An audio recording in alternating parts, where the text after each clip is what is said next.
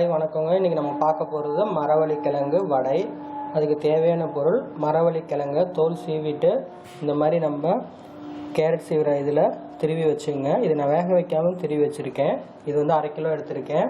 பெருங்காயம் தேவையான அளவு, வரமிளகா 3லேருந்து 4, பச்சை மிளகாய் 2, சோம்பு ஒரு 1/2 டீஸ்பூன் எடுத்துங்க, இஞ்சி ஒரு துண்டு, அரிசி மாவு வந்து 1 கப் எடுத்துருக்கேங்க, சின்ன வெங்காயம் ஒரு 10லேருந்து 15 வெங்காயம் நல்லா நைஸாக அரிஞ்சு வச்சுங்க, கருவேப்பிலை கொத்தமல்லி ஃப்ளேவருக்கு, உப்பு தேவையான அளவு, கடலைப்பருப்பை நம்ம வந்து 1/4 கப் எடுத்து ஊற வச்சுருக்கேங்க. ஒரு 3 மணி நேரம் ஊற வச்சுங்க.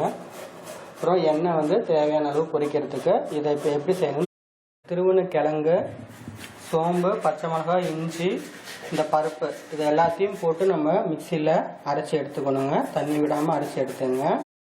கிழங்கு நம்ம அரைச்சி வச்சுருக்கோம் இல்லைங்களா, அந்த கிழங்கு மாவில் அதுக்கு தேவையான அளவு நம்ம உப்பு போட்டுக்கணும். பெருங்காயத்தை போட்டுக்கோங்க. வெங்காயம், பச்சை மிளகாய்,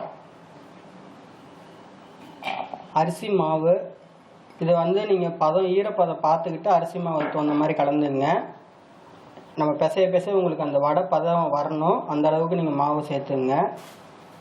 இதில் கருவேப்பிலை கொத்தமல்லியை நம்ம ஆட் பண்ணிவிடுங்க.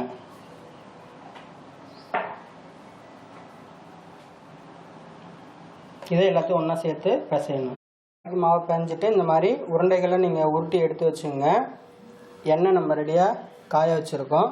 இப்போ அதில் இந்த மாதிரி நம்ம கையில் இப்படி தட்டிக்கிட்டு அதை வந்து அப்படியே நம்ம போட்டு எடுக்கணுங்க. இது ரொம்ப டேஸ்டியாக இருக்கும். இந்த வடை ரொம்ப டிஃப்ரெண்ட்டாகவும் இருக்கும். நம்ம போட்டதை இந்த மாதிரி மெதுவாக திருப்பி விடுங்க.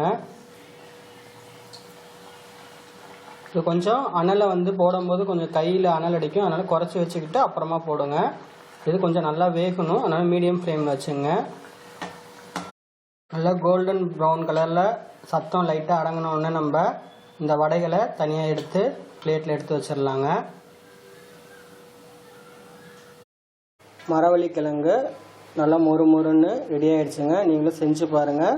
செஞ்சு பார்த்துட்டு உங்கள் கமெண்ட்ஸை எங்களுக்கு எழுதி அனுப்புங்க. எங்கள் சேனல் பிடிச்சுன்னா சப்ஸ்கிரைப் பண்ணுங்கள். உங்கள் ஃப்ரெண்ட்ஸுக்கு வந்து வீடியோவை ஷேர் பண்ணி என்ஜாய் பண்ணுங்கள். நன்றி.